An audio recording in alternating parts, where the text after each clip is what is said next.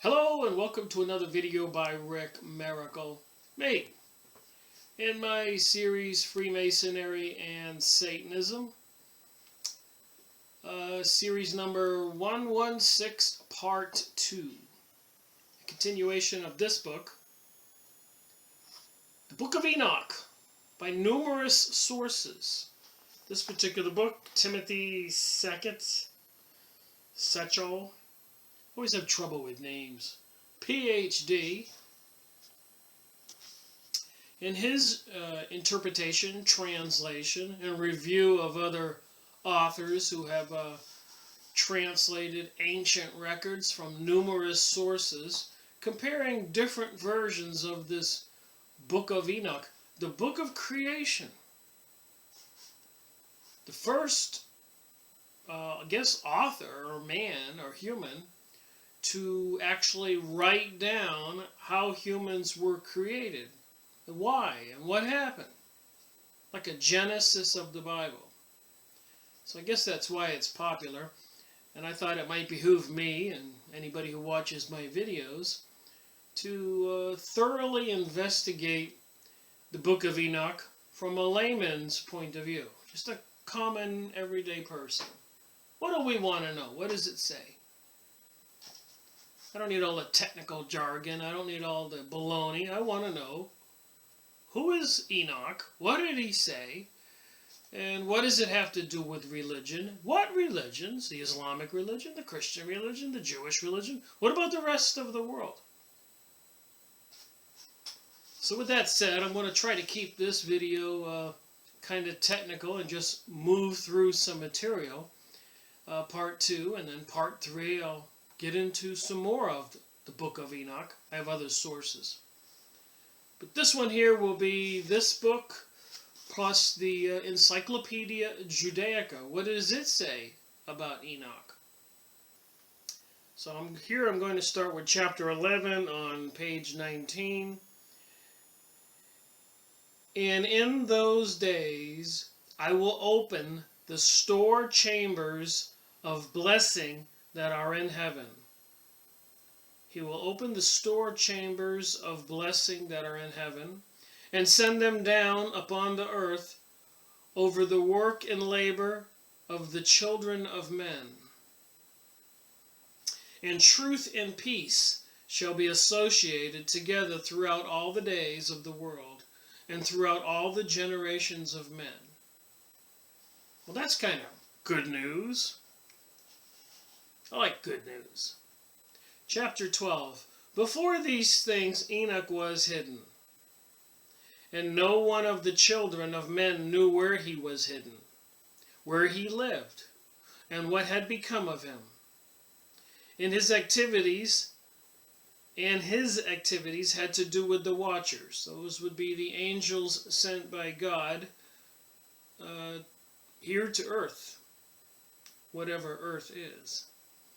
Is Earth a flat plane, or is it a ball hurtling through space, spinning at 1,000 miles an hour, moving around the sun, the perimeter, the path, at 66,000 miles an hour? That's kind of hard to fathom. Notwithstanding the fact that the sun is supposed to be hurtling around the galaxy. So the sun is hurtling around the galaxy, Earth is hurtling around the sun, and Earth is spinning at 1,000 miles an hour. You'd think that'd be kind of a dangerous ride. Or is it a flat Earth with a dome over the top, with apparently a hollowed out Earth underneath with living entities? What is it all? That's why I go over all these books and do my research. And other people who have commented on my videos. One lady said she was going to search for the truth until she died. So there's a lot of people throughout history who have sought the truth.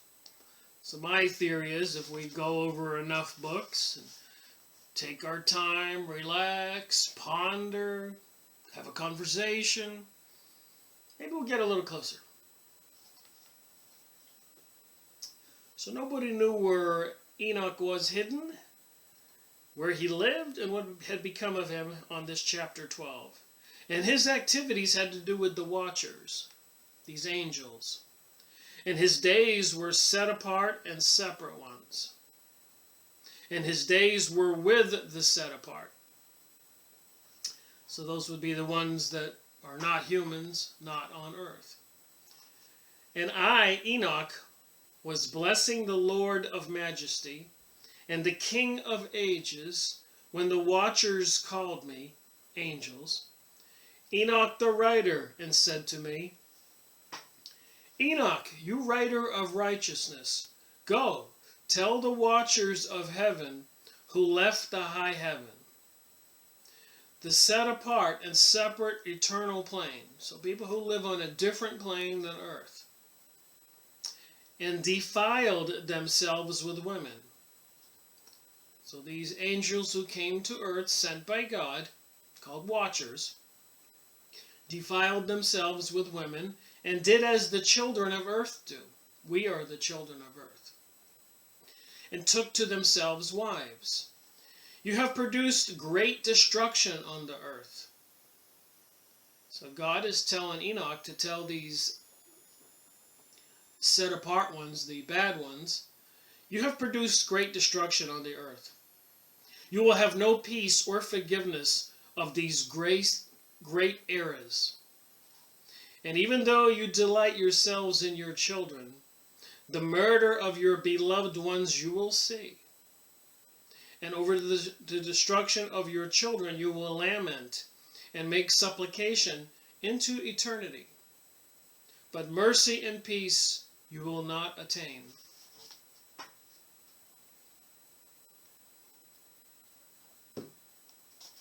Chapter 13. And Enoch went and said, Azul, you will have no peace. A severe sentence has gone against you to put you in bonds. You will not have leniency or any requests granted to you because of the wrong knowledge that you taught humans, and because of all the work of godliness, wrongdoing, wrong ways that you have shown to mankind.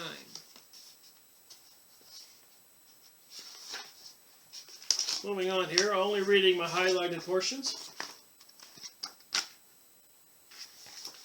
Not reading everything. Get the book. Credit where credit is due. Here it says, And I went off and sat down at the waters in the land of Dan, to the southwest of Hermon. And I read their petition until I fell asleep. So the angels who were being punished by God asked Enoch to intercede for them with God. And a dream came to me, and visions fell down upon me, and I saw visions of punishment. So these fallen angels, the watchers, had asked Enoch to intercede, and he's having a dream. And a voice came commanding me to tell this to the sons of heaven. So these angels, these watchers, are called the sons of heaven. To tell the sons of heaven and reprimand them. So God is reprimanding through Enoch the sons of heaven, the watchers. And when I awoke, I went to them. They were all sitting together in Asbejal, which is between Lebanon and Sensenir, weeping with their faces covered. And I told them in detail all the visions that I had seen in sleep. And I began to speak the words about doing right, and to reprimand the heavenly watchers, the angels. Chapter 14. The Book of Words, about doing right, and of the reprimand of the eternal watchers, in accordance with the command of the Holy Great One in that vision. So a lot of people don't know what to think. Did some aliens come here to Earth, and create humans? Or did God have a hand in it, along with angels? I don't think it's both. I saw in my sleep what I will now say, with the tongue of flesh, and with the breath of my mouth, that which the Great One gave to mankind to converse with and to the understand with the heart. As he created and gave mankind the power of understanding, the word of wisdom, so has he created me also and given me the authority to reprimand the watchers and children of heaven. So these angels, these watchers, are children of heaven. I wrote out your petition, and in my vision it was revealed to me that your petition will not be granted to you throughout all the days of eternity, and that final judgment has been passed upon you. So these fallen angels are being punished, have been punished. Your petition will not be granted to you. From this time on, you will not ascend into heaven throughout all eternity, and in bonds of the earth you will remain. So these fallen angels are in the bonds of the earth. They're in jail on earth. The decree has gone forth to bind you for all the days of the world. So could these be the beast or aliens or demons or reptilians or whatever behind the Illuminati and the secret societies working against mankind? Are they angry? Do they want to punish us? Take out their anger on we humans? Just thinking, it sounds more plausible than some Palladians or reptilians or Greys or Galactic Federation, etc., etc., etc., with all these books on aliens I have. But again, I'm reading. Maybe someday down the road, when I read enough, I'll have a firm decision on what I think. Anyways, the decree has gone forth to bind you for all the days of the world. Also before that, you will see the destruction of your beloved sons, and you will have no pleasure in them. So when these watchers, these aliens from God's world, mated with humans and created these Nephilim, these giants and other beings, I wonder if these are the beings with the Rh negative. And a lot of the humans with this type of blood, maybe they don't even know it. Just thinking out loud. Maybe I'm right, maybe I'm wrong. But luckily I can still have the use of my mind and think. And ask questions. Anyways, they will fall before you by the sword. So the sons and daughters of these angels that they had with human women will fall by the sword. And your petition on their behalf will not be granted. And nothing you can do will change this. Even though you weep and pray and speak all the words contained in the books I wrote.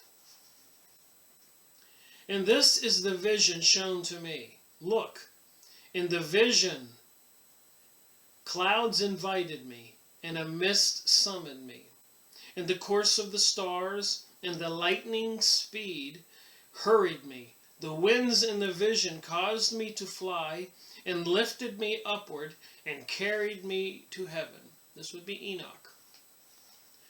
I went in until I came near a wall built of crystals. This is going to be fascinating. He's going to describe heaven. And surrounded by tongues of fire. And it began to frighten me. I went into the tongues of fire, so these big flames of fire, like a tongue, and near to a large house built of crystals. The walls of the house were like a mosaic floor of crystals. The walls of the house were like a mosaic floor of crystals. And its groundwork was of crystal. Its ceiling was like the path of the stars, and the lightning between them were fiery cherubim. So the fiery cherubim, little humans with wings that were on flames, and their sky was clear as water. A flaming fire surrounded the walls, and its doors blazed with fire. I entered into that house, and it was hot as fire and as cold as ice. There were no delights of life in there. Fear covered me, and trembling got hold of me. And as I quaked and trembled, I fell on my face. And I saw a vision, and there was a second house, greater than the former. And the entire door stood open before me, and it was built of flames of fire. And in every respect it so excelled in splendor, magnificence, and value that I cannot describe to you its splendor and its magnitude. Its floor was of fire, and above it were lightning. Wow. And the paths of the stars, so the path of the stars, its ceiling also was flaming fire. And I looked in there, and I saw a high throne. Its appearance was as a crystal, and its wheels were as the shining sun. And there was there was vision of cherubim. From underneath the throne came streams of flaming fire, so that I could not look at it. And the great glory sat on the throne. And the great glory sat on the throne. And his remnant shone more brightly than the sun and was whiter than any snow. I guess this would be God. None of the messengers could enter. So none of the angels could enter. And look on his face by reason of the magnificence and glory, and no flesh could look on him. Is this a description of God and his mansion? His castle, his whatever? Fascinating material. Apparently this was all written before the Great Flood. And then before the flood, of course, Noah was advised to build an ark. And according to my research, all over the planet, some higher intelligence beings, angels, whatever, were assisting tribes all over the planet to provide shelter for when the flood came in mountains or underground. So is there another world? I absolutely believe so. I believe there is the spiritual realm, and I believe there is this material plane that God created for us, spiritual beings in these biological bodies, for the experience we are having. And I think it's all a gift. Regrettably, though, there's a lot of chaos and anarchy on the planet, suffering and torment, done by some greedy, selfish beings, human or otherwise. All right, the flaming fire was round about him, and a great fire stood before him, and no one around could come near to him. 10,000 times 10,000 were before him, yet he needed no counselor. And the most holy ones who were near him did not leave at night nor depart from him. And until then I had been prostrate on my face and trembling. This is Enoch. And the Lord called me with his own mouth and said to me, "Come here, Enoch, hear my word."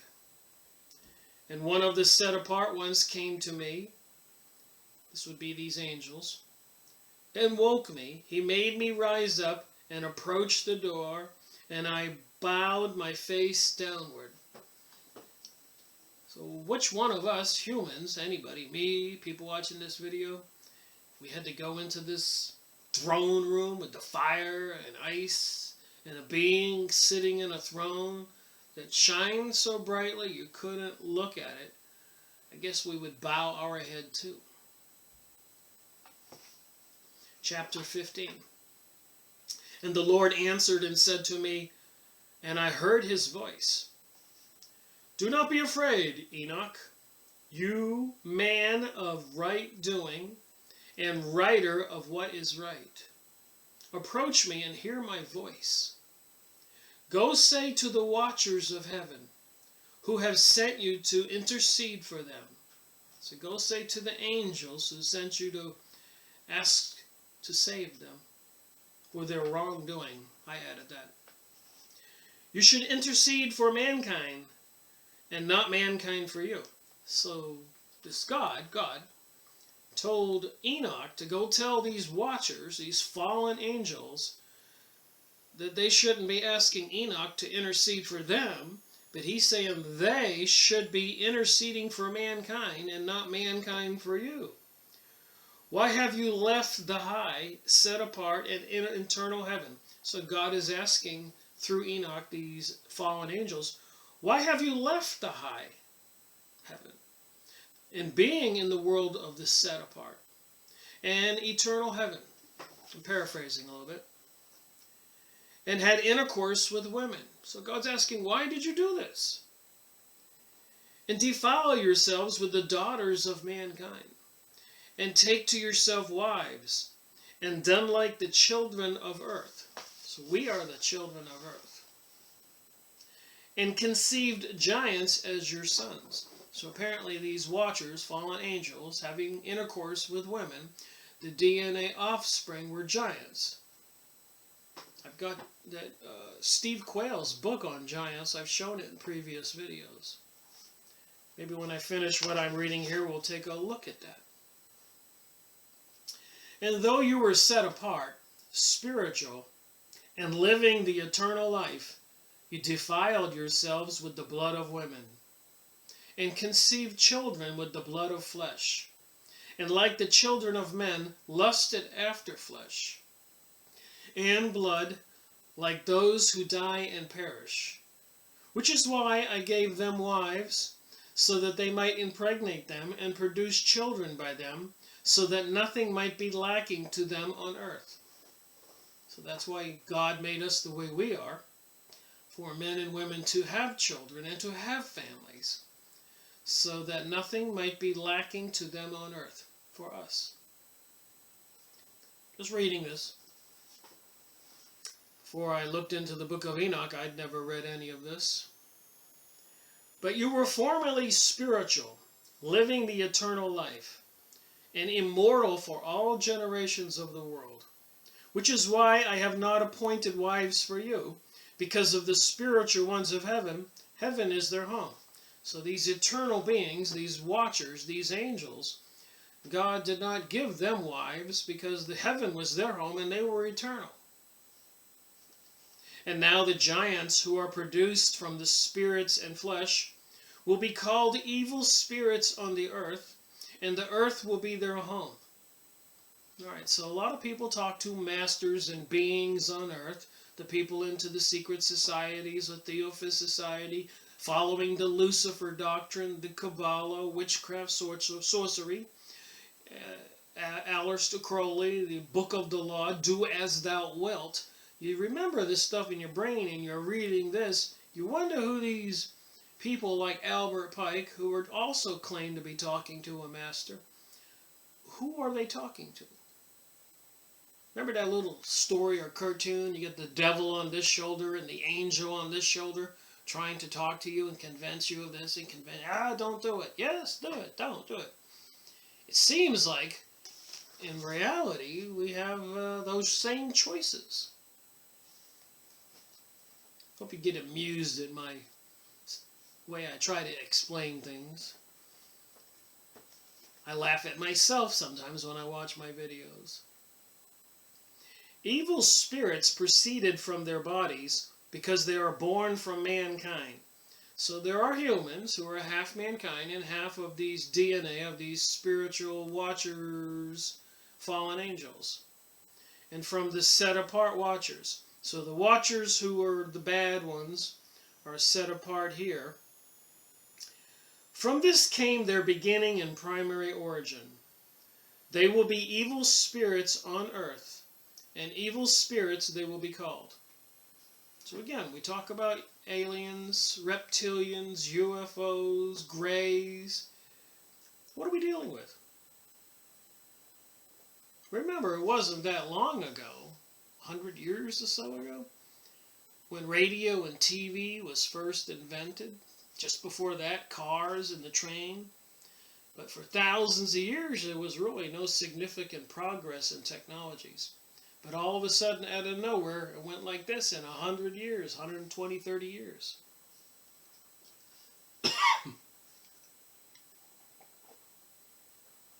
You suppose these watchers, these beings, were feeding mankind this technology for possibly assisting in the destruction of Earth, nuclear weapons?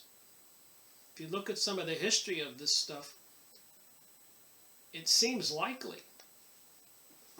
From my research, studying the historic scientists in the past, because I don't trust what the schools publish now, the books and all that. I think they're censored. I think a lot of people are knowing that now. But as I read the older books, including Nikola Tesla and a lot of the other scientists, they were having some kind of spiritual interactions, whether it's dreams or beings or something. FYI. So who and what? Why would they help humans learn how to make a nuclear bomb? And plagues, viruses, flus, biological weapons, and machine guns, and so much more.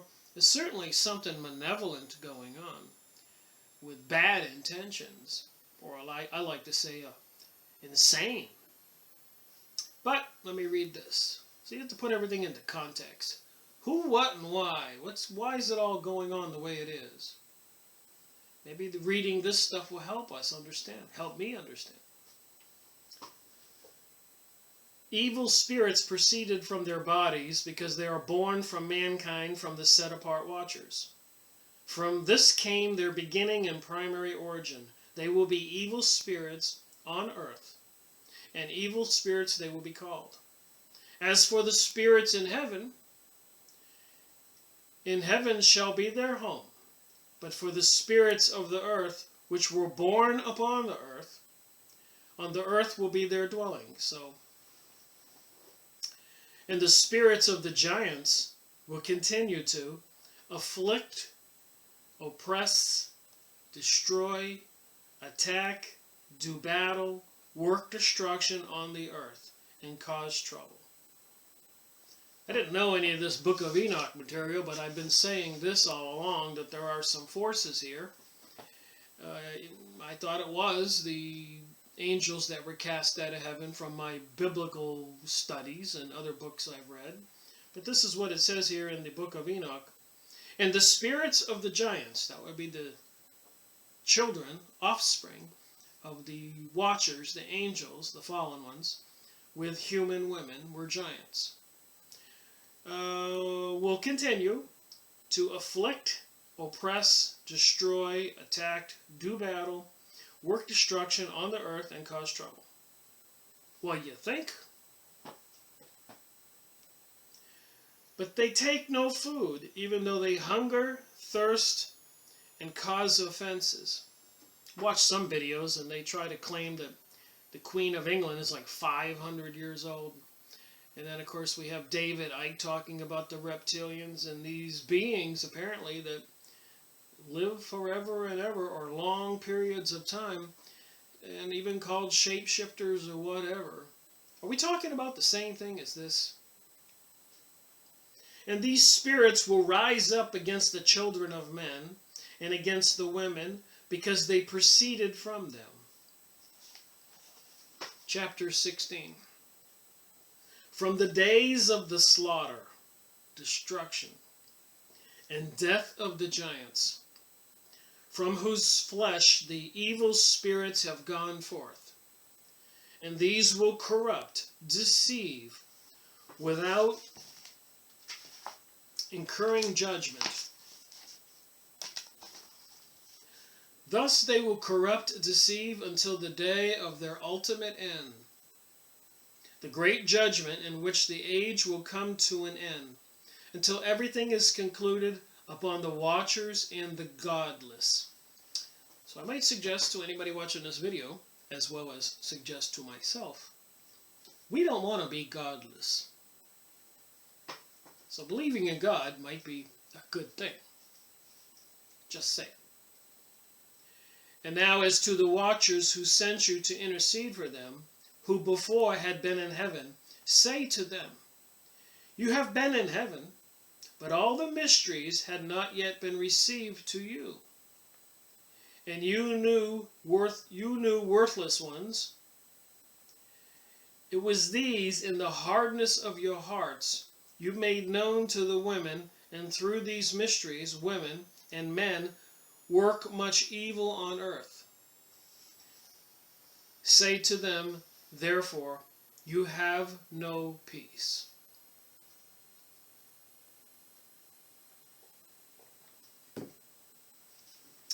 Chapter 17.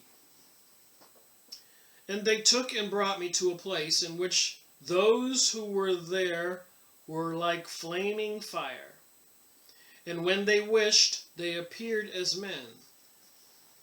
So there have been people on earth who have seen these alien beings, and they appear as glowing orange orbs or bright orbs flying through the air, and they can transform themselves into the appearance of a man, if you read some of the UFO materials and stories. I knew that, but I didn't know what was in this book. They brought me to the place of darkness, and to a mountain, the point of whose summit reached to heaven. And I saw the places of the luminaries, and the treasures of the stars, and the thunder, and in the uttermost depths. So one of these angels took him to a high place to view, and he could see the heavens and the luminaries, the planets, the moon, the sun, and he could also see into the uttermost depths. Here was a fiery bow, arrows in their quiver, a fiery sword, and all the lightning. And they took me to the living waters. He's describing what he sees in heaven. And to the fire of the west, which it receives from every setting of the sun. And I came to a river of fire, in which the fire flows like water, and discharges itself into the great sea towards the west. I saw the great rivers, and came to the great river, and to the great darkness, and went to the place where no flesh walks. I saw the mountains of the darkness of winter, and the place from which all the waters of the deep flow. I saw the mouths of all the rivers of the earth, and the mouth of the deep. Chapter 18. Just reading this stuff, whether it's metaphorical, allegorical, or real or whatever, it's telling us a story, something to think about and ponder.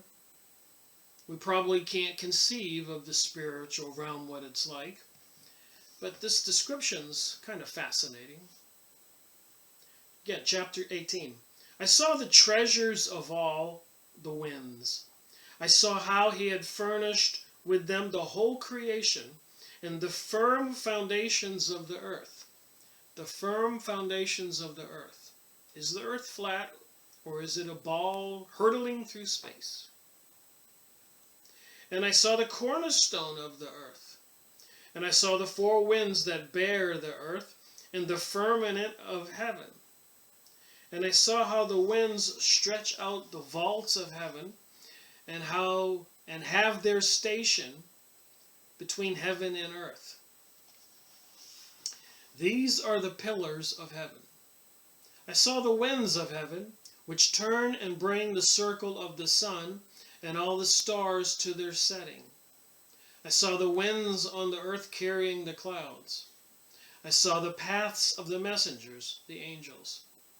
I saw the end of the earth of the firmament of the heavens above. I saw at the end of the earth the firmament of the heaven above. And I proceeded and saw a place that burns day and night, where there are 7 mountains of magnificent stones, 3 towards the east and 3 towards the south. And those towards the east were of colored stone, one of pearl, one of jacinth, and those towards the south were of red stone. But the middle one that reached to heaven was like the throne of God. It was alabaster, and the summit of the throne was of sapphire. And I saw a flaming fire.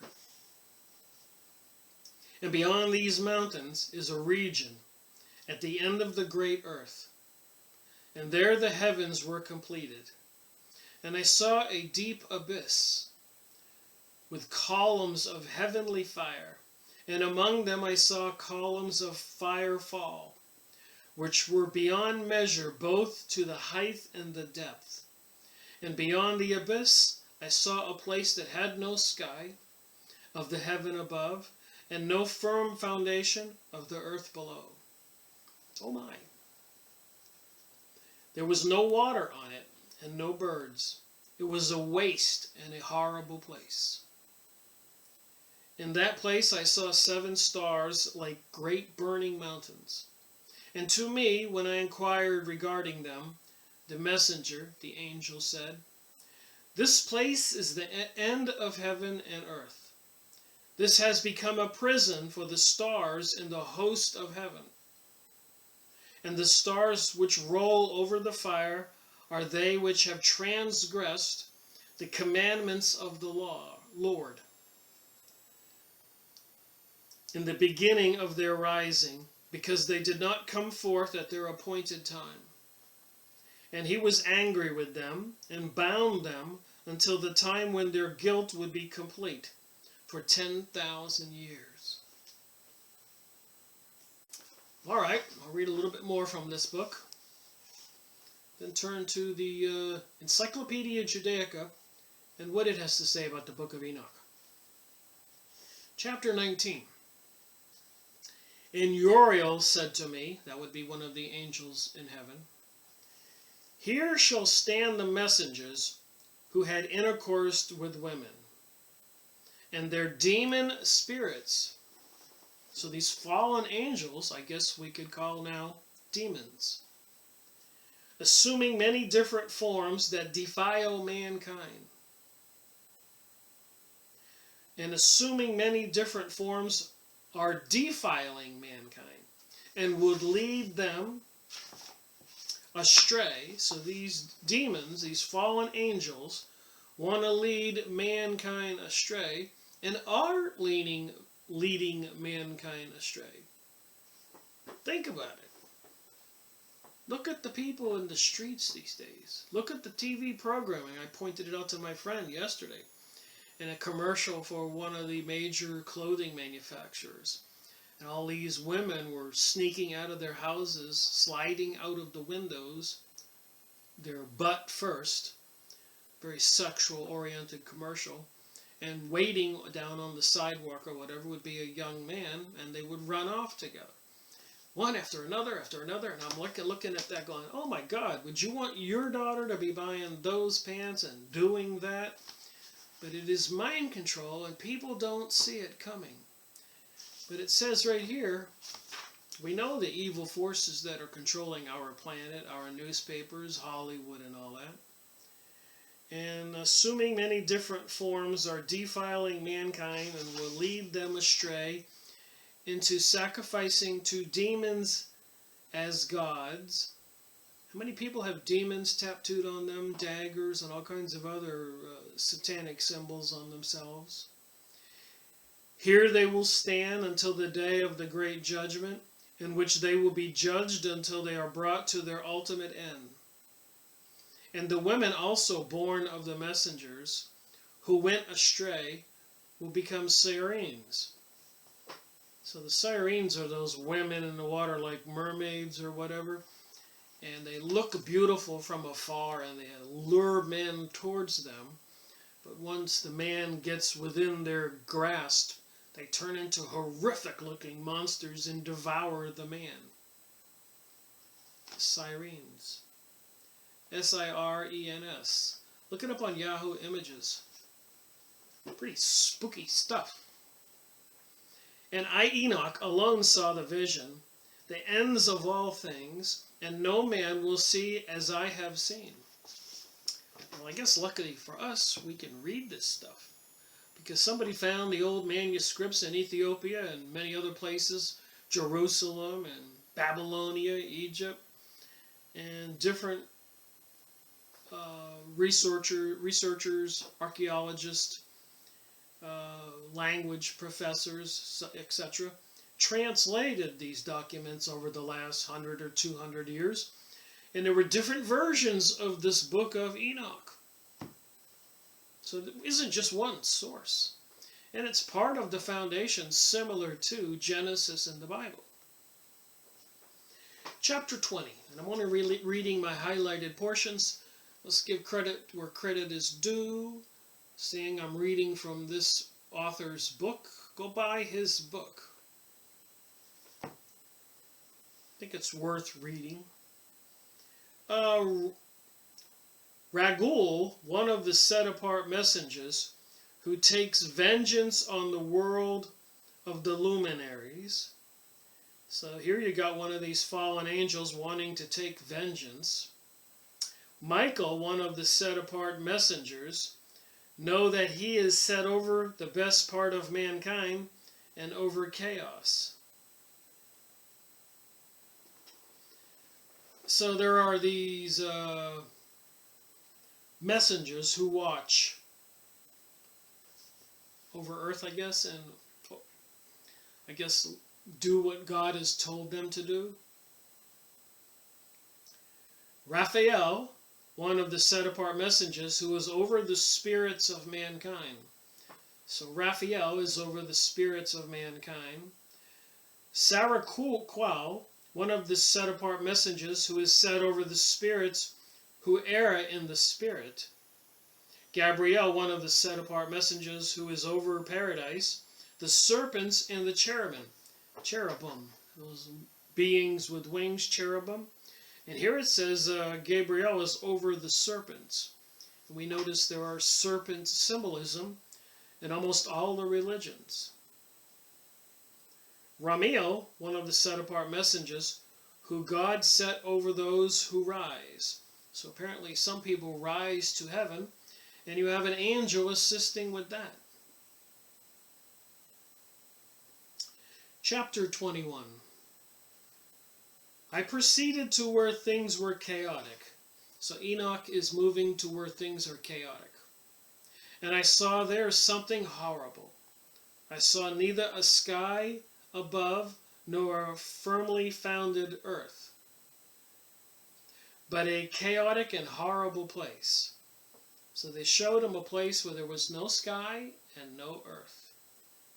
A horrible place. And I saw 7 stars of the heaven bound together in it, like great mountains burning with fire. Then I said, for what sin are they bound? And on what account have they been cast in here? So apparently 7 stars were bound there, and I guess the stars are some symbolism for a fallen or imprisoned angel, imprisoned spirit. Just thinking out loud. Then Uriel, one of the set-apart messengers, who was with me and was chief over them, said, Enoch, why do you ask? Why are you eager for the truth? These are the number of the stars of heaven that have transgressed the commandments of God. And they are bound here until 10,000 years. The time entailed by their serious errors comes to its ultimate end. From there I went to another place that was still more horrible than the former. I saw a horrible thing there, a great fire that burned and blazed, and the place was cleft as far as the abyss. So I guess it was all like a cliff, like a rock, being full of great descending columns of fire. Neither its extent nor magnitude could I see, nor could I imagine. Then I said, how fearful is the place, and how terrible to look upon. Then Uriel, one of the holy messengers, who was with me, answered and said to me, Enoch, Why do you have such fear and are so afraid? And I answered, said Enoch, because this fearful place, and because of the spectacle of the pain. Kind of mess up reading once in a while. And he said to me, this place is the prison of the messengers, and here they will be imprisoned forever. So these fallen angels who corrupted mankind will be imprisoned forever.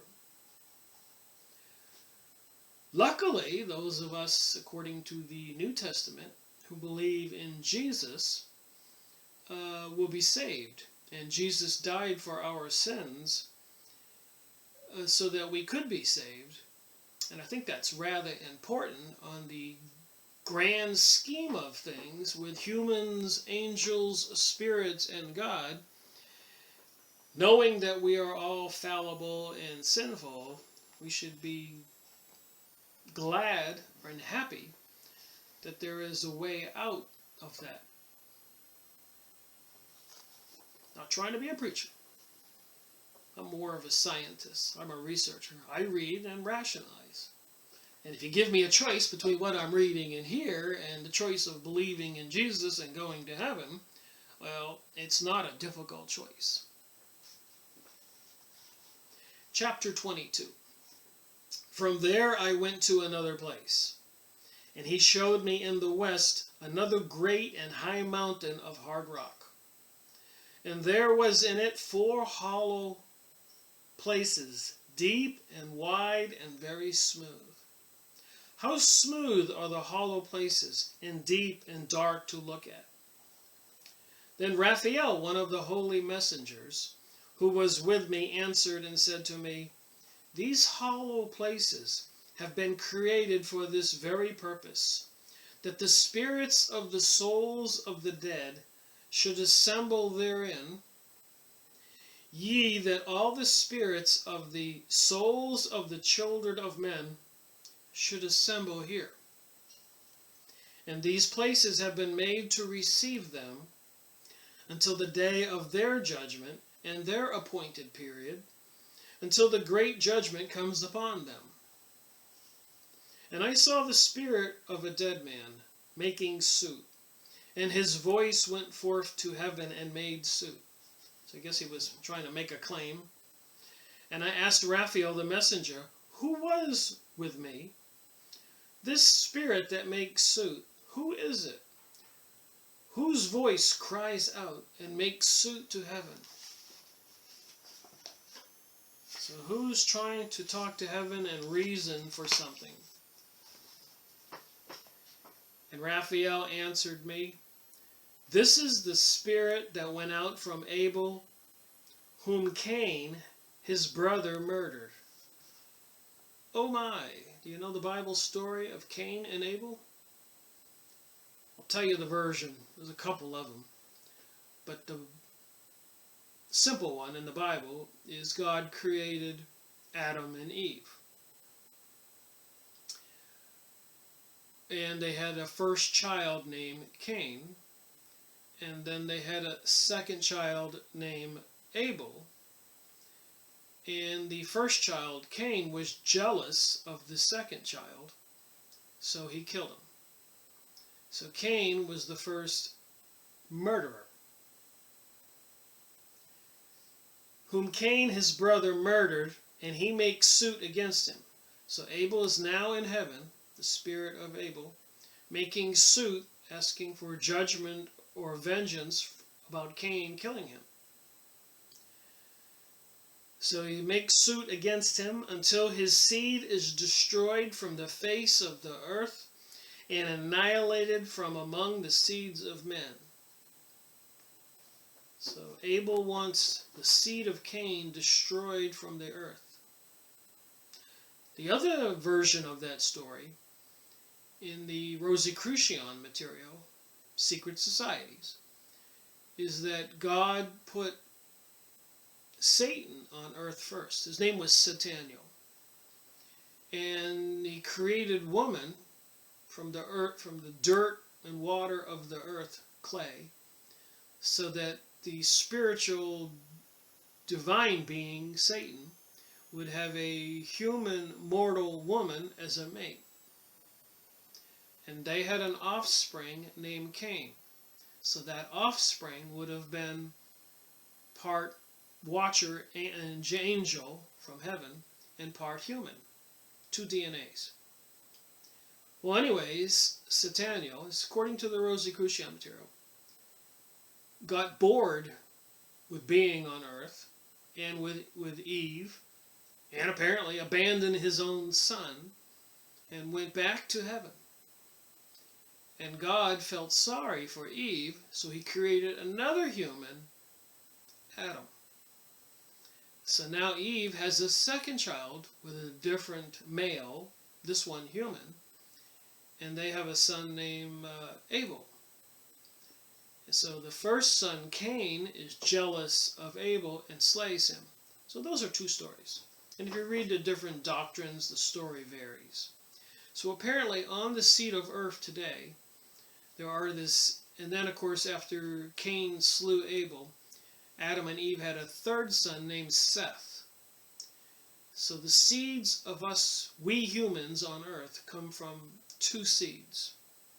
So some of the secret society teachings, Rosicrucians, etc., teach the lineage of souls and people, humans, from Seth, human and human, and lineage of people from Cain, which was human and angelic being. So on this earth there are two seed lines, people from the seed of Cain and people from the seed of Seth, human and human and angelic being. And apparently making suit in heaven, because Cain was the first murderer who murdered the second son, Abel, that the Abel is seeking to have the entire seed line of Cain destroyed from the face of the earth. And this is in the Book of Enoch material. Then I asked regarding it, says Enoch, regarding all the hollow places, why is one separate from the other? And he answered, these three have been made that the spirits of the dead might be separated. Here we go. And such a division has been made for the spirits of the right doers, in which there is the bright spring of water. So I've read psychic books on seances and communicating with the dead. And apparently good people seem to describe where they are in the heavens as a wonderful place. And people who are medium or not good or bad or just decent people, they describe it as okay, medium or good or bad. But people who are very bad when communicated through a seance or some kind of other communication with the dead describe it as a horrible place. I happen to know that because of my research. So now I'm reading this, and there are these three separate heavens, apparently, for different places for people when they die. And such a division has been made for the spirits of the right doers, in which there is bright spring of water. And such has been made for the wrongdoers when they die and are buried in the earth, and judgment has not been executed on them in their lifetime. Here their spirits shall be set apart in this great pain until the great day of judgment and punishment and torment of those who curse forever, and retribution for their spirits. Oh my. There he shall bind them forever. Such a division has been made for the spirits of those who make their suit, who make discourses concerning their destruction, and when they were slain in the days of the wrongdoers. So I wonder how many people from the Middle East right now that were slain since 2001 and before, who are up there in heaven making suit, saying they were wrongly killed from Iraq to Afghanistan, Egypt, Tunisia, all over Africa, Yemen, Libya, all over the world. World War I, World War II. What evil forces created these wars and put all the men against each other in battle? So if there is a God and there is a judgment coming, I think the wrongdoers will get theirs. All right, moving on here. Such has been made for the spirits of men who were not right doers, but doers of what is wrong, who were complete in transgression, and of the transgressors they will be companions. But their spirits will not be slain in the day of judgments, nor shall they be raised from that place. Then I blessed the Lord of glory and said, Blessed be my Lord, the Lord of right doing, who rules forever. So I think I'll stop with this book and look into the other book on the material, the Encyclopedia Judaica, and what it says about the Book of Enoch. All right, on to the Encyclopedia Judaica. I happen to now have the complete set of these, and there's tons of material in these books I have to go over. There are two sets of these that I recommend. First published in 1972. This particular set was manufactured, published in Israel, and they would be by the Keter Publishing if you look on the used book sites or wherever. And the McDowell set were manufactured in New York. But I guess for the first time ever in such magnitude, all of the stuff regarding the Jewish history is in these books. There's 16 of these. So it would be about almost 3 feet, maybe 4 feet high if I stacked them all up. They're heavy. Anyways, I happened to look in here and said to myself, I wonder if they have anything about the Book of Enoch in the Encyclopedia Judaica. And what does it have to say? And as you can see, I read it all. And here's a fallen spirit turning away from Enoch.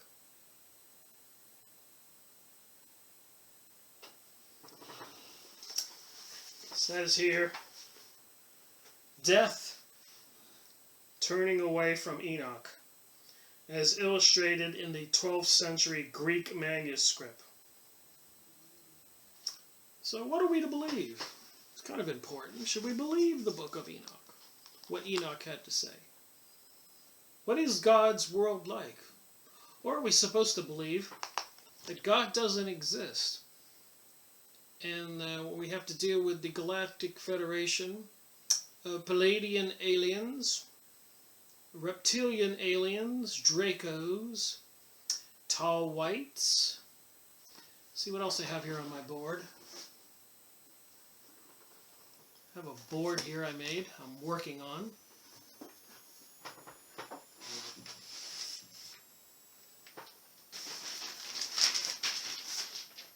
Turn it over. And on the bottom we have the Galactic Federation of Light. Channeled messages of Salusa and the Commander Cylon. Assisting humans during ascension process against the dark forces. Let me read some of this here. Put my board right there so I can see it.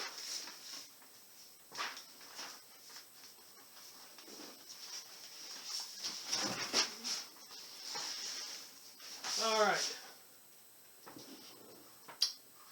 The Palladians with Barbara Manasek. I've made some videos on her books. The Palladians. The Tall Whites, Charles Hall, based at Indian Springs, 8 to 9 foot.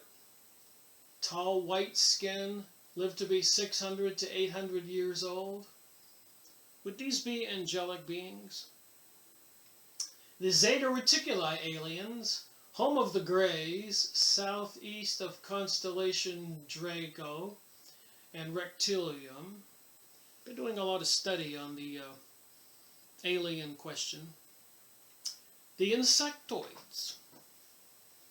9 foot tall, thin, delicate, evolved underground or reptilian DNA created. The Anunnaki from Nibiru. Nemesis is the black sun that they say is coming. I'm just briefly going over my big chart there. The Archons, Chickanuity in Africa, Zaidu, Zulu, David Icke talks about them, Anunnaki, Sumer, Snake Brotherhood, Hopi, the Gray Aliens. Robert Lazar says dissected Greys at Area 51. The Nephilim are the giant hybrids of Canaan. That's before it was called Palestine, now called Israel. The Watchers, we've been talking about the Watchers having sex with women and animals. Book of Enoch prophecy. Aliens from the Sirius star system. African Dagons, Sirius star system, starseed Syrians. They dislike confrontation but will protect their own. The Lyrians, the lion people, feline race. The Octorians, alien race. The black-eyed children, Andromedan race, humanines manipulated by ETs for at least 5,723 years. The Andromeda race, reptilian race.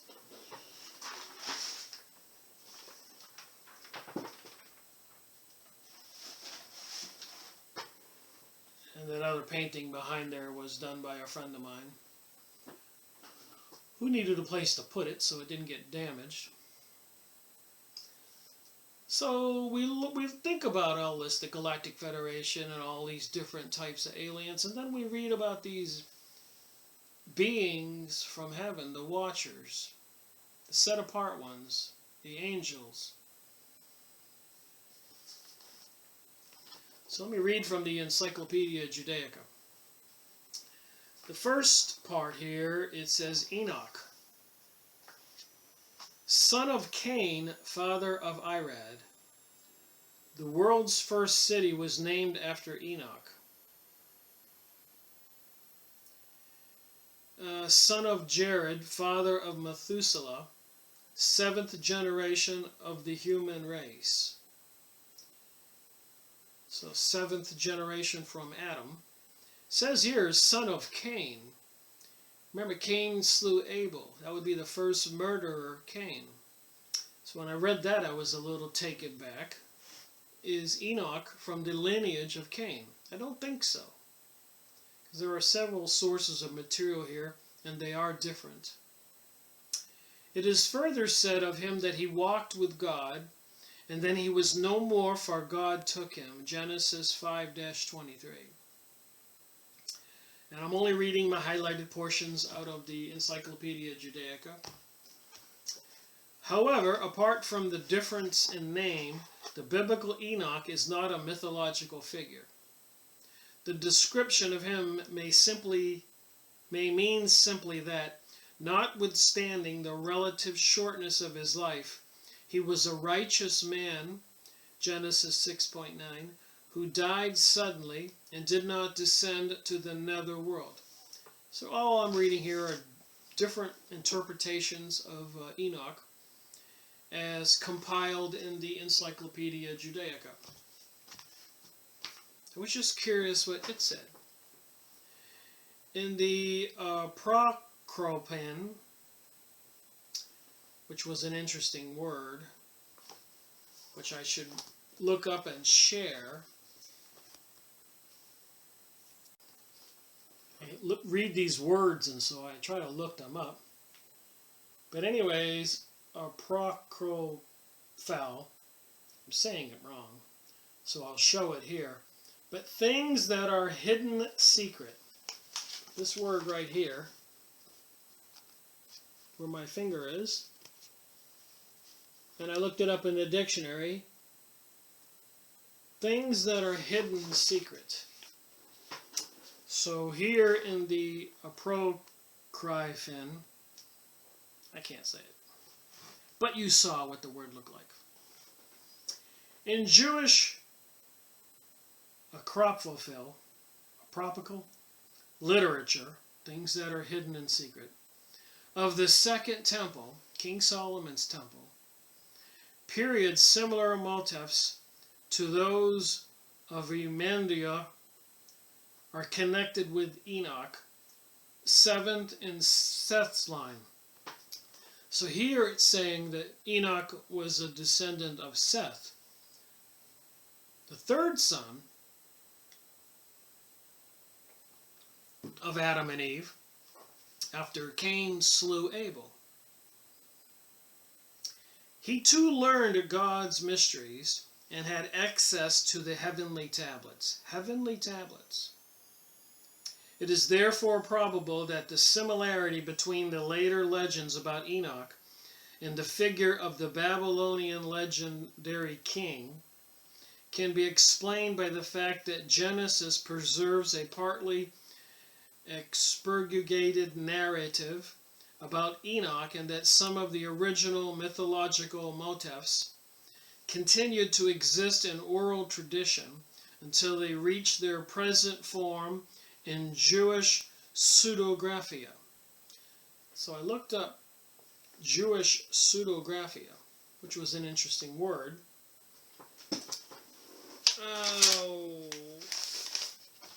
This document.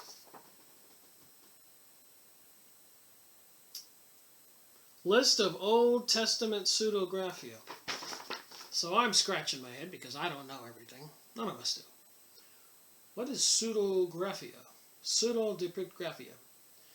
Pseudopictographia are falsely attributed works. Texts whose claimed author is not the true author, or a work whose real author attributed it to a figure of the past. So when we're reading this stuff, to be fair and balanced here, there were people who were creating stuff and attributing it to something of the past. So what is the truth and what is a deception? And why would somebody be creating a deception?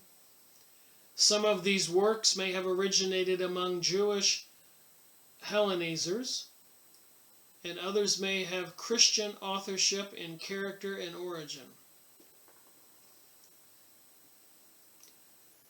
So some of these works who were done by false attributed works are the Ethiopian Apocalypse of Enoch, Jewish, the Salvonic Enoch, Jewish, the Hebrew Apocalypse Enoch, Jewish in present form, the Sibyllane Oracles, both Jewish and Christian. So there seems to be a lot of deception who wrote what. And you can go on Wikipedia and look this up for yourself. But there's just pages and pages of stuff here that they don't know who the author is, or somebody claimed it for themselves, or the stuff was just completely fabricated. Just something to keep in the back of our mind over the thousands of years, how much stuff here might be falsely created. Or somebody else claimed the credit for it. Wasn't the real author. Just things that make me wonder. And medieval legends and mystical literature. We all know we're getting this information hand-me-down to hand-me-down from generation to generation. So you have to really look at a lot of material on many different subjects to try to formulate a reasonable, logical answer to your questions. Enoch became a hero in the Jewish apocalyptic literature.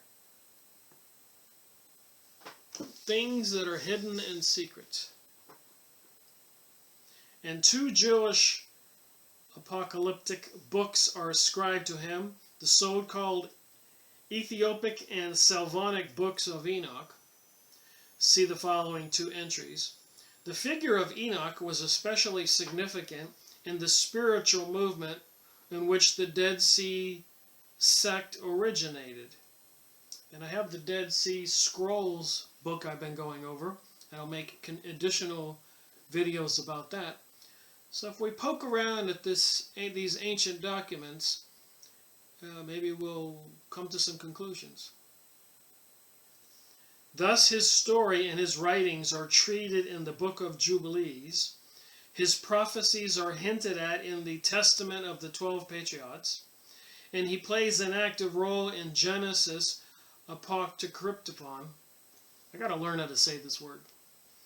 One of the Dead Sea Scrolls. The importance attached to Enoch in some Jewish circles is the Second Temple period aroused the opposition of more rationalistic Jewish sages. Therefore, in rabbinic literature, Enoch is sometimes presented as evil, and the biblical statement that he was taken by God is simply explained as a reference to his death. The first to claim that Enoch merely died was Ben Sira in Ecclesiasticus 44, 16-49, 14-16 in the Bible. Even Joseph, Shem, Seth, Enoch, and Adam had to die. So just biblical information here. It is interesting to note that all of these biblical personages, with the exception of Joseph, to note the prayer of Joseph, became heroes of Jewish, Gnostic, and Christian mystical speculations. So like I said yesterday, when you contemplate the Buddhists and the Hindus, there are mystical aspects of those religions. When you contemplate shamanic native indigenous people all over the world, like the Australian Aborigines or the Peruvian natives or the Mayans or the American Indians or the Alaskans, all over the world, and they had the shamanistic type spiritual religion, they were mystical. And then of course when you talk about the Jewish Kabbalah, which is mystical, and Christianity, Jesus was healing people, casting out demons, that was mystical. Muhammad, with the Islamic religion, he was a prophet, and they had some mystical things in their Bible, beings, genies, whatever. So the common denominator of all the religions of the world is mysticism. And I think when I talk about witchcraft and sorcery, what I'm saying is there are secret societies and people on earth who know things that they don't share with the rest of us, and they're using these evil forces and knowledge against the rest of us. I think that's pretty much a given. If one does any research at all or watches the TV programming and a lot of the deception in the news, and on and on and on, and speculating, or it seems that World War III is coming, or Civil War #2 in the United States, a lot of intentional chaos and anarchy going on.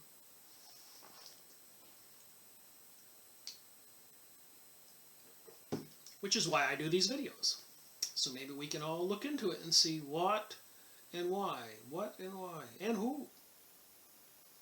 It is also important that while the Hebrew text of Ben Sira, Ben means son of. Something we need to remember that for the future, or another book I'm going to go over. So when they call these people Ben Sira, Ben Papa, Ben Orius, it's son of Orius, son of Papa, son of Syria. Things you don't know. Ben Sira presents Enoch as a sign of knowledge to all generations. A hint at his mystical wisdom. By the time of the Greek translation, 135 BC, before Christ, Enoch had become an example of repentance for all generations.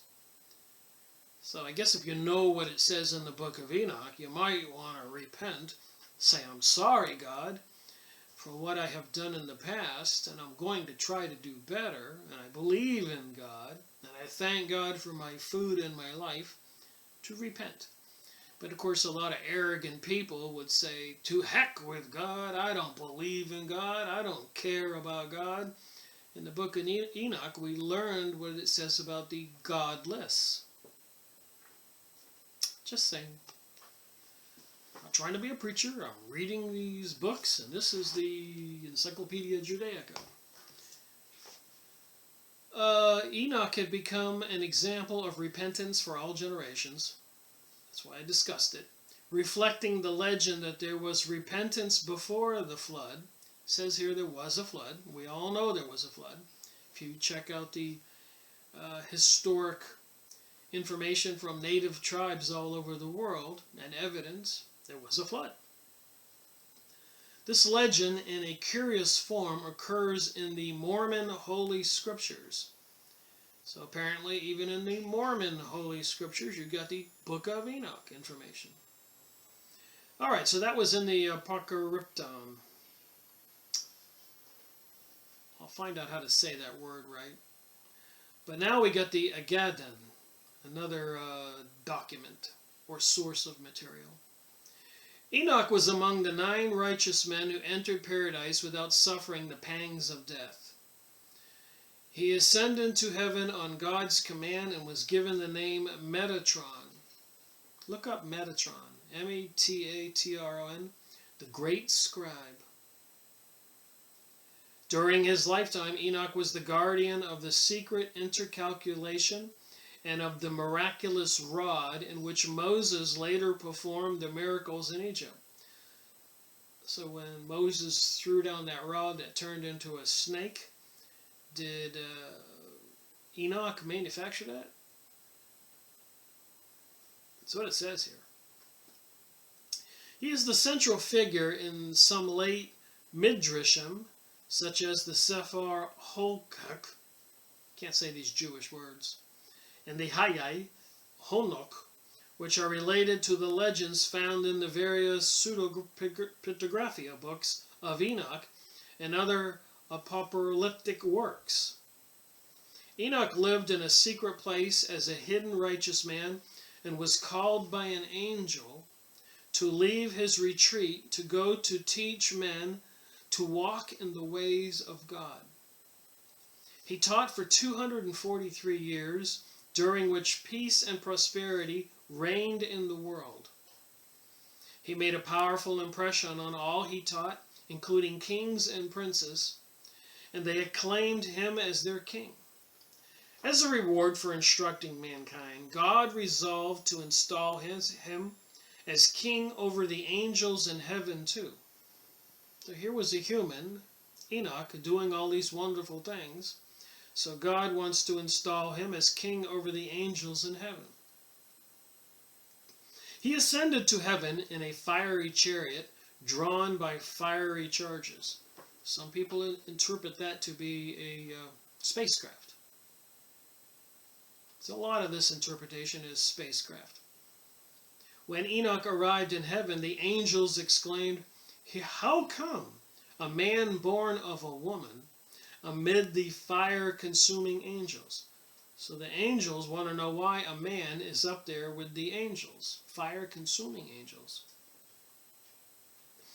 To which God replied, "Be not offended, for all mankind denieth me. For all mankind denieth me." So I suppose maybe we shouldn't be denying God. "And my dominion, and paid homage to the idols."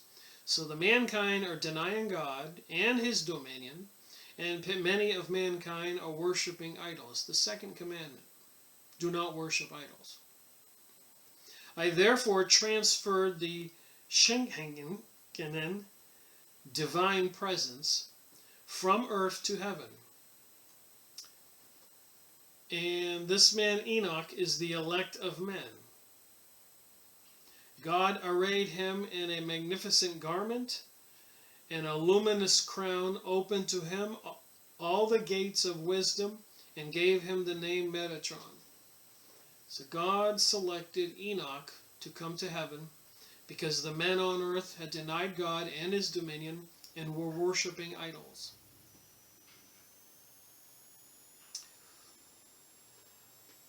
Name him Metatron, prince and chief of all heavenly hosts. So all the heavenly beings, Enoch is now the chief. Transformed his body into a flame. So God transformed this human, Enoch, into an angel of flame. And engirdled him by storm, whirlwind, and thundering. Notwithstanding these legends, 3rd century Palestinian rabbis deny the miraculous translation of Enoch and state that he vacillated all his life between righteousness and sinfulness.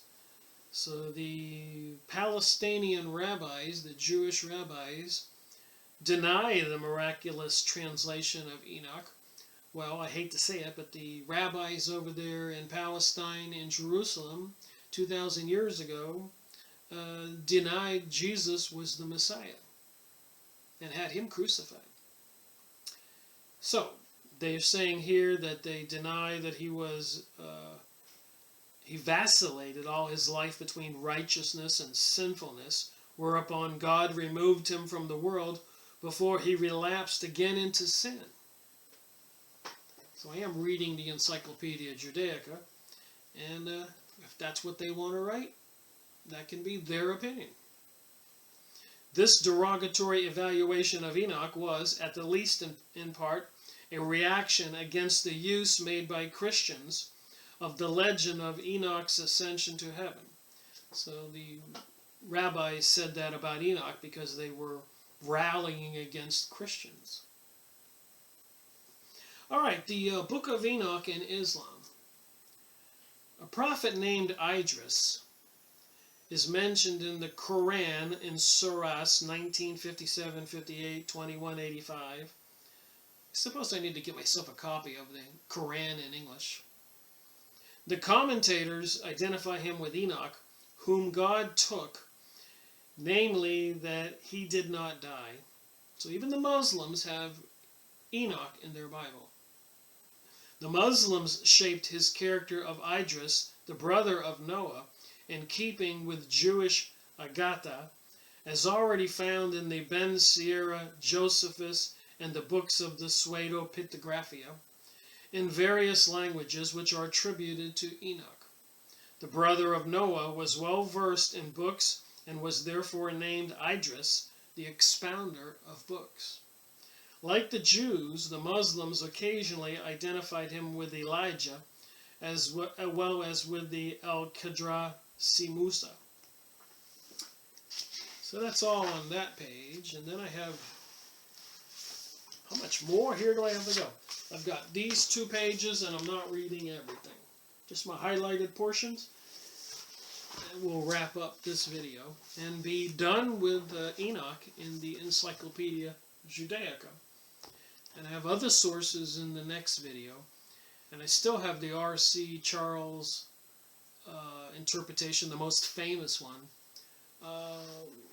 forthcoming in the mail, because I got the wrong one, as I showed in the last video.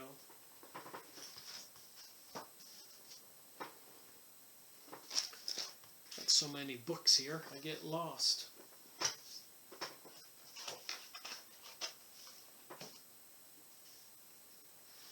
Alright, so let's read here further on. Enoch, the Ethiopian book of Enoch, one of the most important of the apocalyptic works. Again, that was what you call things that are hidden and secret. I may not be able to say the word right, but I know what it means. Dating from the period of the Second Temple, King Solomon's Temple.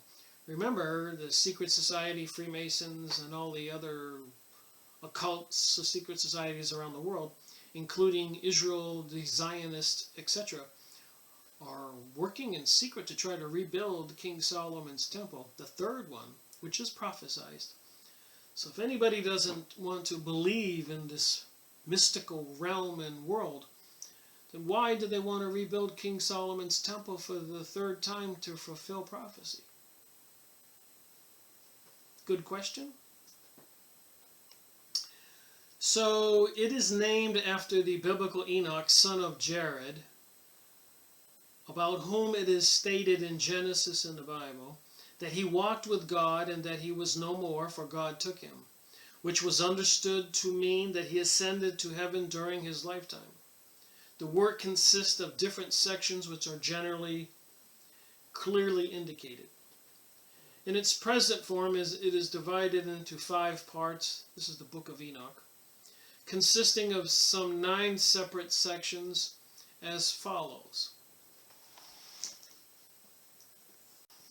All right, moving on. All right, 9 separate sections. 1-5, 1 through 5. An introduction in which Enoch relates the good in store for the elect after the final day of judgment. 6 through 11 describes Shamhezi and his cohorts, fallen angels, the chiefs of the watchers. They are sons of God. Sons of God. The Nephilim of Genesis. And the Nephilim would be the sons of the fallen angel who lust after the daughters of men and sire children, who consume the labors of others. We got that going on earth right now. And teach mankind the arts of magic and the art of fashioning weapons of destruction. Uriel, one of the angels of the heavenly presence. Remember, this is just another source, so if you've heard some of this from some of the other sources, and in future sources, you'll be hearing similar versions of the story again and again and again. And that should, by the time I'm through, it should be a pretty clear understanding of the Book of Enoch, and even when I go over the Dead Sea Scrolls, it'll be a good baseline for future discussions on other books. So Uriel, one of the angels of the heavenly presence, is sent by God to apprise Noah of the impending flood. So Uriel, the angel from heaven, is sent to Noah about the impending flood, destined to come upon the earth because of the wickedness. The angel Gabriel is sent to destroy the children of the watchers, and the angel Michael to bind the watchers in the Sheol until the day of the last judgment.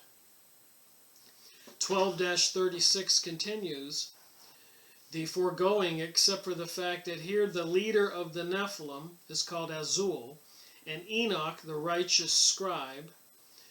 Scribes are one who translate material into books, on scrolls, etc. Acts as an intermediary between them and God. So this is the Ethiopian variation. It continues with Enoch's journey through the universe, during which he is granted a view of all the elements of creation, hills of darkness, rivers of fire, and the abode of the spirits, and the place of the great future judgment, and the Garden of Eden, Gehenna, the sun, and the stars, etc. And among them also the seat of glory, upon which sits the great glory, God. 37-71. This section deals with the last day. The Messiah, who is here called the elect one, would that be Jesus, is envisioned as a pre-existent being who has, from time immemorial, having been under the wings of the Lord of the Spirits. Remember, we're going to continue reading also Edgar Casey's Jesus information, his readings concerning Jesus. And here we talk about the elect one, the Messiah, was a pre-existent being under the wings of the Lord of the Spirits, and who on the last day of judgment is destined to act as the judge of all mortal beings. The ministering angels who lift their voices in song in the morning first greet the Lord of Spirits, or in the ancient days of Dan, or in the ancient days, that's in Dan 7-9 in the Bible, and then the elect one. That would be the Messiah. 72-82. The book of the courses of the heavenly luminaries, the stars, the moon, the planets, the sun. This book is entirely separate and distinct from the preceding one. It gives a detailed description of the course of the sun, of the moon and the stars, of the falling of the dew, of the rain, of the reoccurring seasons of the year, etc. The nature of the true calendar, 364 days per year, 52 weeks. It is also explained by means of a description of the procession of the sun through the gates and windows of the heavens. 83-90. This part is similar in context to section 2. In it is related by means of dream visions and symbols, the deluge, the great flood, and the history of the children of Israel down to the beginning of the Hoshmanim era. 95-108, which may be subdivided as follows. Another survey of the history of man and of the children of Israel. History is divided into 10 periods, 7 of which have already occurred. The creation, the flood, Abraham, the revelation at Sinai, that's where Moses got the 10 Commandments, the temple, King Solomon's temple, the destruction of the temple, and the time of the righteous shoot. Remember, this is the Encyclopedia Judaica, and this is the Ethiopian variation of the Book of Enoch. So they have different variations of this material. And 3, remember there was 10, that was 7. 3 which belong to the future. So 7 of the periods of history of earth have already happened. 3 belong to the future. In them the righteous shall triumph. The temple will be rebuilt, and the day of the last judgment come. So I've gone over that material before, but a lot of rabbis, the bad ones I would say, I've gone over the material, I'll go over it again, that they believe they're the righteous ones, and the rest of us non-Jews come from the seed of evil. So when I read this, I have to keep in mind these people edited this book. So the 3 eras to come, according to this book, Encyclopedia Judaica, is the righteous shall triumph. Does that mean the Jewish people think that they will triumph? And which Jewish people? The bad Jewish people who hate the good Jewish people, or the good Jewish people who believe in Jesus like the rest of us? Just you question things. And the temple will be rebuilt. It's in this book. And they are working. It's a conspiracy, and they're causing lots of chaos and anarchy and destroying the Palestinians to get the rest of the land to fulfill prophecy and rebuild the 3rd temple. And the last day of judgment to come, which is Armageddon and all that included, World War III, etc. The Book of Noah, the story of Noah's birth, similar in context to the Genesis Apocalypton and the Book of Noah found in the Quran. Enoch's instruction to mankind. The different parts of the work are not merely a compilation of the various heterogeneous elements, but apparently also reflect different periods in the life of the community in which these books arose. These books are also familiar with the Noah story, as apparently with chapters 80-93. On the other hand, chapters 37-71 reflect the views of esoteric circles, secrets, mysticism, Kabbalah. I'm adding that. Esoteric means secret. Hidden secrets. In the Talmud, Akiva, who was among the sages who dwelled into such lore, expressed similar ideas concerning pre-existent Messiah who sits on a seat next to the divine presence. And similar ideas are found in the later pseudo-pictographia in Midrashic literature. So I have been going over that one book that I need to finish.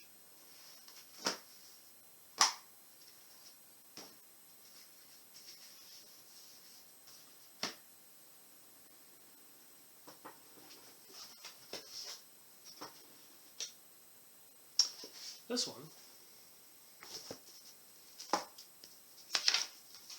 Jesus Christ in the Talmud, Midrash, and Zohar. I made one video already. We'll be looking at that again.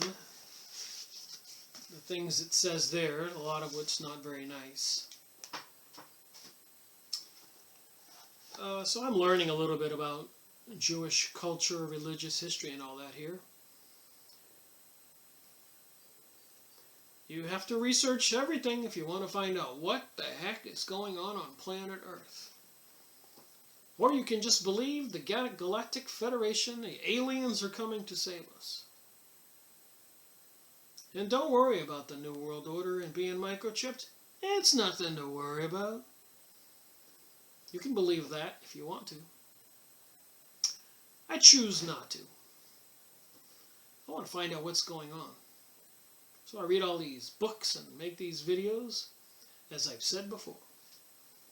Anyways, moving on here. One passage in this section, which speaks about mineral waters used medicinally by mighty and wicked monarchs, apparently alludes to Herod. The belief in a temple which will descend from heaven, a temple that will descend from heaven, also stems from the separatist circles, such as those represented by the authors of the Dead Sea Manual of Discipline, who did not consider the Second Temple to be sacred and disassociated themselves from it. The final chapter is both ideologically and linguistically close to the Dead Sea Scrolls. The term righteous shoot is also common in the writings of this sect. That's like a cult. The Book of Enoch has tremendous influence. From it, at any rate, through it, the Manual of Discipline received the solar calendar, and it also served as an exemplar for the composition of the burgeoning apocalyptic literary Giro. From it, too, comes the concept of a pre-existent Messiah, which influenced early Christianity and prepared the way for the belief in the divinity of Jesus seen later. It was thus this influence which was apparently responsible for the negative attitude of some of the Talmudic sages of the 3rd century CE, who regarded Enoch as a wicked and hypocritical figure.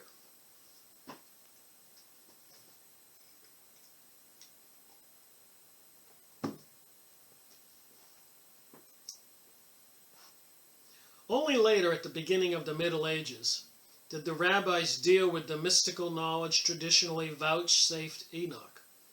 Some early church fathers, like Tertullian, consider the book to be part of the canon of the Bible. However, from the 4th century on, it gradually lost importance with the Western Church, and only the Ethiopian Church is still considered canonical. The Book of Enoch became known again in Europe only in the 18th century when James Bruce brought parts of it from Ethiopia. So the Western Church did not consider Enoch to be part of its Bible, the canon. But the Ethiopian Church continued to keep it so. But later on in the 18th century, the 1700s, James Bruce brought part of it from Ethiopia. In the 19th century, Dalman, so during the 1800s, who is also responsible for the chapter divisions, and later Charles disseminated it in the world of Western scholarship. The original language of the Book of Enoch was, according to Joseph Haley, Hebrew, but the fragments of the book found in the Quran, also in Aramaic. Charles' hypothesis is that the book consists of Hebrew, Aramaic portions indiscriminately combined. The book was translated into Greek and from Greek into Ethiopic. Only part of the Greek translation is extinct. The Book of Enoch is quoted in the Epistle of Jude, 14-15 in the Bible, in the New Testament, and its influence has been discovered at many other points in the New Testament. And in the Church of Fathers, Charles Apocryphon of the Greek translation chapters were found in Egypt in 1886 and were published in Beirut in 1892. In 1930, the University of Michigan produced this manuscript, as well as the manuscript chapters 97-6 to 104, 106 to 107, which were published by Bonner. The last chapters of Enoch in Greek, 1937. The most complete Ethiopic version was published by R.H. Charles. That's the book I have coming in the mail. Is the Ethiopic version of the Book of Enoch, edited from 23/1906. Well, I said this video would be a little technical details, but I think they're redundant in the variations of the different material should at least allow us to form an opinion and have an understanding what and who it is.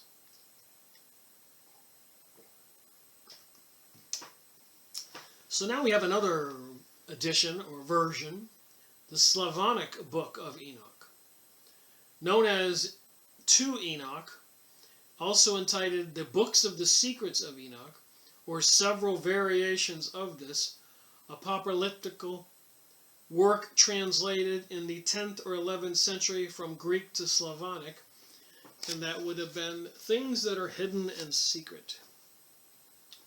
The first complete edition of the work was published by A. Pravov in 1880. It was edited and studied by M. Slakovov in 1899 and 1910, who made a special examination of the quotations from old Russian literature it contains. So like I said, there's numerous versions of these old documents about the same Book of Enoch, which is basically a variation of the Book of Genesis, man's creation, the angels and God, the story, past, present, and future. So again, I ask, do we believe this, and believe in God, and spirits, and angels, or should we believe in Pleiadians, reptilian beings, gray aliens, the Galactic Federation, and all this other stuff? Is somebody trying to deceive us, is what I'm trying to say. Which is the truth? The Galactic Federation or God? Of course, some people would say God created the Galactic Federation too. What was that the Pope said, that the aliens don't need to be believe in God or whatever, have original sin because they're not from Earth, something like that. It all gets kind of crazy. The Slavonic Book of Enoch begins with Enoch's account of his journey on the wings of angels through the seven heavens. This account, which contains astronomical information and descriptions of various classes of obedient and rebellious angels, recalls, despite considerable differences in detail, similar passages in the Ethiopic Book of Enoch.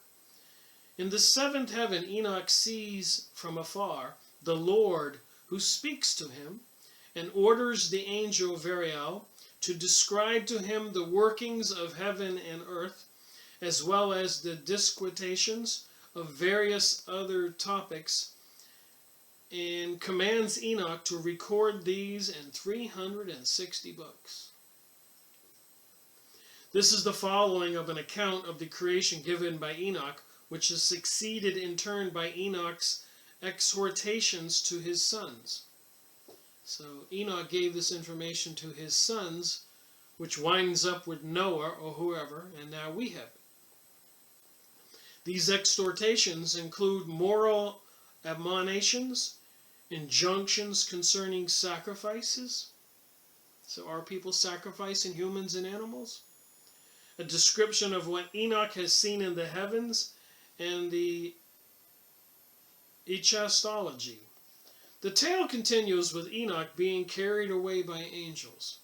His son Methuselah is ordained as a priest, offers animal sacrifices, and at the end of his life sees in a vision the Lord, who announces the deluge, the great flood, and commands him to choose Ner, the second son of Lamech, i.e. Noah's brother, as a successor to the priestly office. So he gets a vision of the Lord. Would that be the Messiah? Would that be God? Giving him some instructions what to do. After more than 200 years, when people have changed for the worst, so for him, Ner's wife becomes pregnant in her old age. Rebuked by her husband, who believes her unfaithful, she dies. A child comes from her corpse. Oh my. He has the distinctive signs of priesthood and is named Melchizedek. The distinctive signs of priesthood. I'm only thinking, could he have indications that he wasn't of the DNA of humans? Did he have some kind of angelic DNA? Or some kind of reptilian DNA? As David Icke would talk about. When the time of the deluge approaches, the Lord informs Ner that Methuselah will be taken to Eden by the archangel Michael and will be forever the priest of priests. Or as Ner puts it, head of the priest of the other people, those who will live after the deluge. So apparently there are going to be some people who live after the great flood. In the long recession, the Lord refers to 13 priests headed by Melchizedek's son Ner, who will precede the Melchizedek known from the Bible, to the 12 priests who follow the second Melchizedek. And after them will come the great high priest, the Word of God, who created all things visible and invisible. So the God who created, the Word of God who created all things visible and all things invisible. This allusion to the Christian concept of Christ has no counterpart in the short recession. The latter which ends with the removal of the first Melchizedek. A little bit more. There are unmistakable echoes of Christian doctrine in the long recession, but only doubtful ones, or none at all in the short. If it seems probable, the later text is comparatively free of interpolation. There does not appear to be any firm ground for maintaining, as Valiant does, that the work originated in a Christian milieu. It is possible that it reflects tendencies of one or even several Jewish groups. There are even many questions from biblical text and allusions to them and to Ben Sierra, son of Sierra. The text makes it clear that the 4 legs of the sacrificed animals should be tied together. So when they sacrifice an animal, they have to tie all the legs together. The passage in the Babylonian Talmud characterizes this way of tying sacrificed animals as a custom of the sectarians. It is therefore a possibility that some portions of the Slavonic Book of Enoch, or the whole of it, reflect the views of a Jewish sect which was heterodox in rabbinic eyes. Some portions of the Slavonic Book of Enoch show Iranian influences. A passage of the Exhortations of Enoch, Valiant 56-57, I think that's a book, Valiant, referring to the souls of animals, accusing man of certain derives. That's interesting. A lot of people and I have discussed over the years, do animals have souls? So it says here, referring to the souls of animals, accusing man certainly derives. As W. Otto noted from Zoroastrian scriptures, its ultimate source may be found in the Avesta Gathas. Like I keep saying, you've got a lot more to read and share. The reference is the same passage to the inhabitation assigned to the souls of the animals of the great eon, souls of the animals of the great ages. May also reflect Zoroastrian views.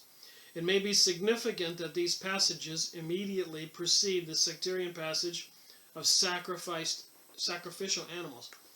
And I hate to say this, but there are some Jewish people who call us non-Jews goy or goyim, which means animals, cattle. And they are talking about sacrificing animals. Go look it up, don't believe me.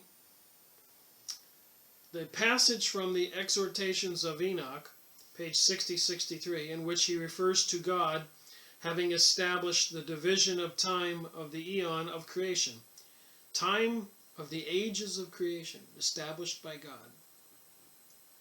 And to these divisions, the years, months, days, and hours, disappearing in the ecclesiastical great eon, the great ages, is also reminiscent of the Iranian doctrine of the creation of the time of the long dominion, which has the ordinary divisions of time, and to the merging at the end with the infinite time, which has none. So in our reality there is this eon, ages called time, and when this age in reality ends, we all merge back with the infinite time.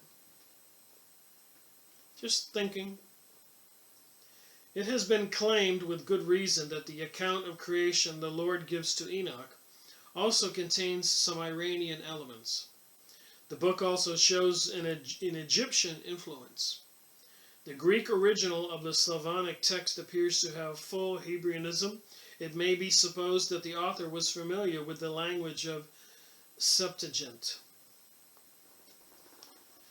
Chronologically, the Slavonic Book of Enoch comes after the Ethiopian Book of Enoch. A terminus a quo is suggested, though not established, through the hypothesis that Mishnah may include, that's another Jewish book, a reference to the sacrificial usages of a sect within which at least some portions of this text may have originated. There are some not wholly conclusive indications that the Greek origin of the work may have still existed in the 13th century. They got a guy named here, Enoch ben Abraham. Enoch ben Abraham. So that's Enoch, son of Abraham. 1662, he was a Talmudist and preacher. In 1649, after having served as preacher in Krokha, he left for Ginsen, where he was appointed rabbi. He afterward became Dayan of Posen, and only read this because of this next sentence. As a result of the suffering and poverty caused by the Chmielnicki rebellion, so apparently there was a big rebellion in Poland, 1648-49. This particular Enoch ben Abraham, left Poland and settled in Ottingen, Germany, where he was appointed rabbi, remaining there probably until his death. His work published posthumously, Amsterdam, an attempt to exonerate Joseph's brother, 1708, 3 sermons on God's existence, revelation, and reward and punishment, published as part of one of his grandsons, Enoch B. Judah's book of the same title. Just a little short note there about a guy named Enoch ben Abraham, leaving Poland because of the Chmielnicki rebellion, and the suffering and poverty caused by the rebellion. And then again, later on, he wrote some books about 3 sermons on God's existence, revelation, reward, and punishment. So there you have what's in the Encyclopedia Judaica on the Book of Enoch. I read some from this book, which I will read some more in the next video about the Book of Enoch. So I'm not quite sure if I'll probably make 2 more videos. So this is the second one, about 2 hours, or an hour plus. So 4 of them total, it seems likely. And I think anybody watching almost 8 hours, 7 hours of this information ought to have an idea that the Book of Enoch was some material written before the Great Flood, 7 generations after Adam and Eve, and he gave his grandson, he didn't, but his grandson was advised Noah to prepare for the flood. And apparently after the Great Flood, some of the material of the Book of Enoch survived in different places throughout the world, along with peoples all over the world who survived. And they talk about the future and evil angels, demons, watchers. So maybe if we ponder this stuff and look at it closely, maybe it has some connection to these UFO, aliens, and other beings that existed before the flood, and the technologies, and what's going on with our world today. Thank you for watching my video. Rick Miracle reporting.